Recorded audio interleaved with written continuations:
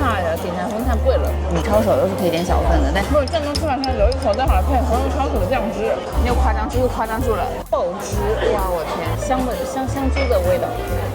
落地台北第一天的一整个白天，刚高强度吃完黑白切，所以下午想休息一下，就来体验一下台湾的鼎泰丰。上次来台湾的时候我们没有吃，但是这次突然有点好奇，说台湾本土的鼎泰丰吃起来会不会有差别，就来吃看看。小笼包能不能点一份？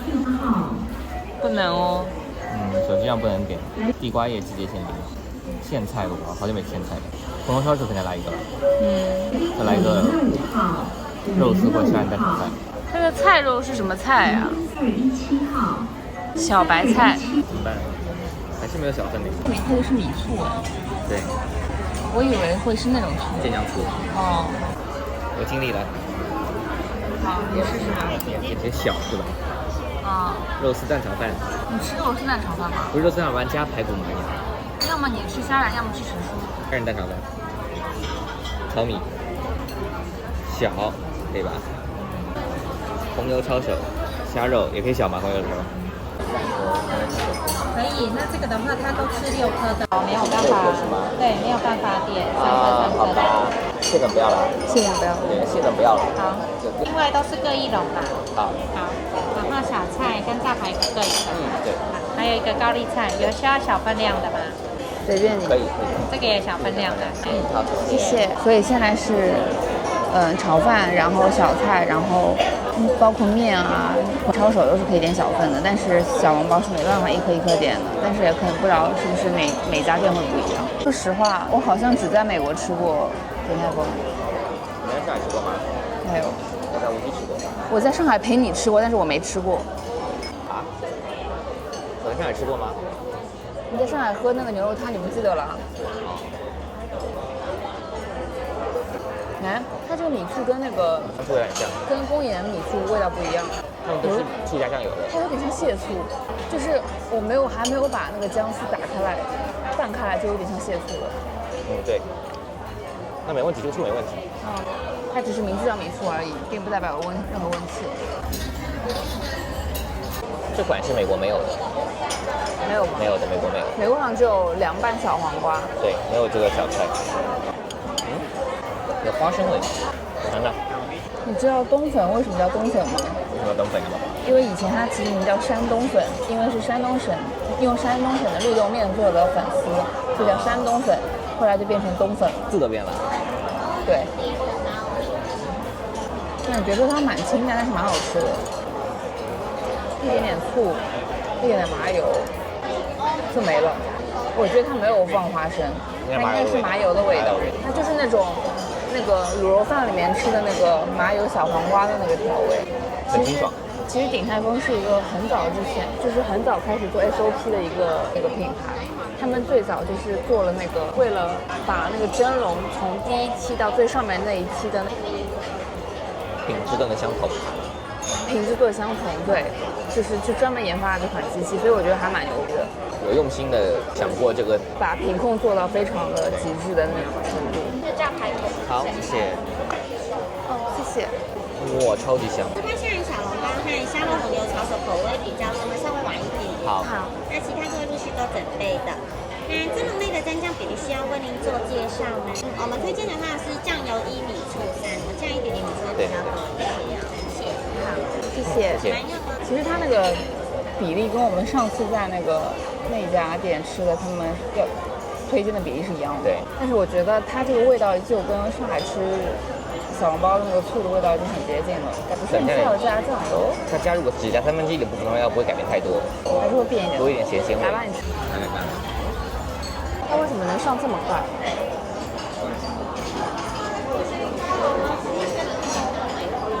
没有夸张，这又夸张住了。控制一下你的表情，控制一下你的表情。一下多好吃，更加有那种咸酥鸡的味道。它上来以后那个粉的味道很香。对，它上面那个我觉得胡椒盐又用的不一样。真的很像那个鸡排的味道。它就是胡椒盐里面加了点甘草。我觉得它的肉吃起来有点不像猪排的肉，就是很嫩。它会爆汁，哇，我天！一个里面加酱油，一个里面不加。这里面加。那它多了，真的多了。你信我？外观上看，我觉得它褶子它捏的没有下厨好。来吧。虾仁蛋炒饭，糙米口味小份的。好，放这边就行了，谢谢，带大家体验一下。非常可以，但汤感觉比我们美国吃的颜色要稍微重一点，颜色深一点，感觉不是我错觉。不一样，不一样，不一样。快点说完，我要吃了，快！我说不上哪里不一样，那我来都好吃。我觉得美国那个小笼包皮的问题就是它冷了之后就会变得很硬。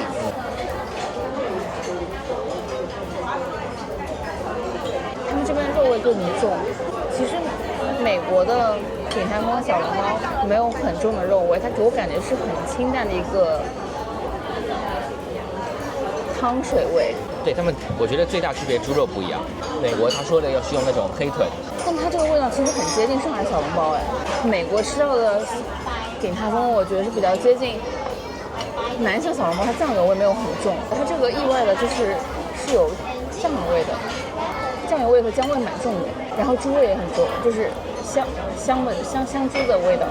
香猪，我觉得它这个真的很像上海。对，我在美国是鼎泰丰时还有觉得说，他说是做上海小笼的，其实不太一样，但其实在这边看就其实一样。尤其这个汤汁的味道也很像，其实真的很像。这么一说的话，它的皮冻的浓郁，口感上的浓郁程度也会更强烈一点。但是我觉得皮子是一样的，皮子都很嫩，很薄。虾仁蛋炒饭加。就虾仁蛋炒饭，没有酱。我真的笑死。蛋好香。这个糙米明显让它更加的粒粒分明了，它每个上面都包裹着这个油和这个蛋。它的蛋我光闻就有点像我爸从那个菜市场买回来炒鸡蛋。但是总体来说，这个味道，因为我在美国吃的是白饭，一模一样。对，除去我在美国吃的白饭以外，味道上真的一模一样，对吧？蛋炒的口感炒得很好，炒的很蓬松的那种，它也不是那种蛋丝，它就是炒的很嫩很蓬松，但是有点焦边。它虾不是工业虾，没有一点点氨水味，偏紧实的口感，不是那种过分 Q 弹的感觉。这个要配这个吃了，正宗吃法。不是正宗吃法，像有一口，再好配红油抄手的酱汁。其实糙米的口感还是有点粗糙的。好，谢谢。谢谢。那我把这个吃掉吧。来呀，对，我们把这个拿掉吧，这个收掉。谢谢。谢谢。好，谢谢。这个全权交给你，高丽菜高手。高丽菜高手。虾仁小笼放这边吧。咸味。谢谢。谢谢。本来应该先是这个高丽菜呢，放会儿这个。对啊。你先来。我上次在那家叫什么苏杭，这个上集吃的打在这边。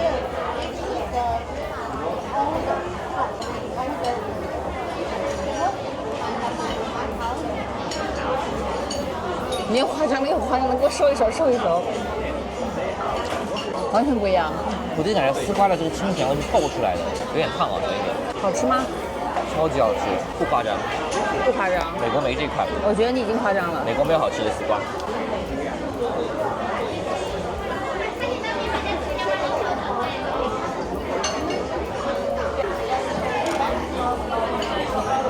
它这丝瓜味好重。对。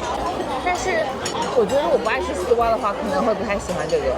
就小时候那个小朋友都很讨厌的那个勾芡的丝瓜汤的味道。是我，因为丝瓜味道太重了，所以导致其实虾仁我不知道在里面是有什么作用，就是你这个口感，它这个口感特别好。高丽菜高手来了，它加了一点点蒜，高丽菜品质好。它其实对它高丽菜好脆，好爽脆。它调味真的很清淡，其实它就加了一点点蒜去提它的味道，但它炒的熟度真的正好，蔬菜的熟度非常重要。说实话，我觉得这个不是我吃过最甜的高丽菜，但火候真的完美，刚刚对。火候真的很好，这个得这个红油抄手大师来品鉴一下。因为我们公司旁边就有鼎泰丰，所以每次在公司的午饭都吃这个。4颗的真的没吃过，平时吃了18颗的，然后就是这款，闻起来是一模一样的。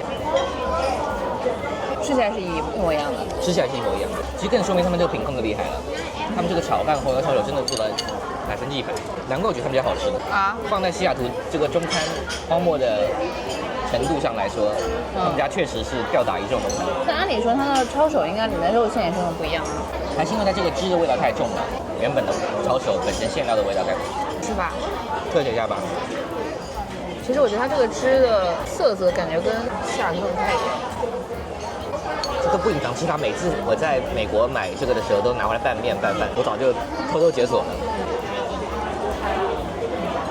就好吃，只是这样好吃，就这样好吃，有点破坏原来蛋炒饭的那个香味了。所以他们都是有些人是点光面拌面吃，就只是素拌面。这不就是我在家对，是的，做过的完全一样的事情。其实我悄悄说，我觉得他今天这份蛋炒饭炒的油大了一点，不是说它油下的很，而是说它的炒的那个油味太明显了，有点油温的火候没掌握好。就我觉得鼎泰丰它，你要说它是最好吃，那肯定是不至于，但是就是在它品控做到这种极致，让你每次吃到都是一样的味道，然后它食材用的又很好，其实它做工也很考究，它很难出错。我觉得这个每一次，甚至在全国、全世界各地，就是真的每一次是吃到一模一样的味道，做不到的事情。这么多年，而且这么多年，就是而且主要是它又干净卫生。其实说白了，很多时候你到了一定年纪之后，你就是想吃点干净卫生、舒服的东西。我来吃一下这黄油抄手，好吧？其实现在周末的下午也只了20分钟左右，你完全可以接受。它这个酸甜味稍微重一点。哎，你吃出来了，我也觉得。那你刚才为什么说马后炮了？怎么回事？这个？但仔细吃那个回味还是一模一样，它完全这个。它的味型是一样，但是我觉得它酸甜味比较重，辣味稍微少了一点点，而且它可以客制化小份，还是蛮不错的。我就是疑惑它为什么能上菜上这么快。我觉得鼎泰丰肯定是有它过人之处的，就算你可能有些人会觉得它没有那么好吃，但是我觉得这不重要。服务也很好。这小笼包确实有点出乎我的意料，说实话。怎么了？建议美国贵也可以上。这丝袜在美国太贵了。我在想什么？我忘了我在想什么了。因为他们在上海觉得上海的鼎泰丰太贵了。就我觉得在台湾，就算他们也不便宜。不便宜。对吧？他进入上海市场的时候，我觉得比较早。那时候上海的物价还没有这么夸张。对，这还蛮重要的，对吧？就那个时候好像10年前吧，10年上海的物价明显比现在低个2-3成。就如果他现在感觉开始在上海做店，开始宣传的话，可能就显得没那么夸张。当时就是大家看鼎泰丰价格，觉得是比较夸张的。对，而且他在美国找到自己新天地，你看温哥华开新店，纽约开新店，就这样。总之，我可以很负责任推荐任何人吃鼎泰丰，觉得它就是一个这样不会出错的选择。就它碰上特别的化学反应。真的吗？它香味变得更加复合一点。我也会觉得单纯蛋炒饭挺好吃的，也会觉得它加了这个酱汁也挺好吃的。这个比较适合，就是说你蛋炒饭吃到后面有点吃腻了，换换口味。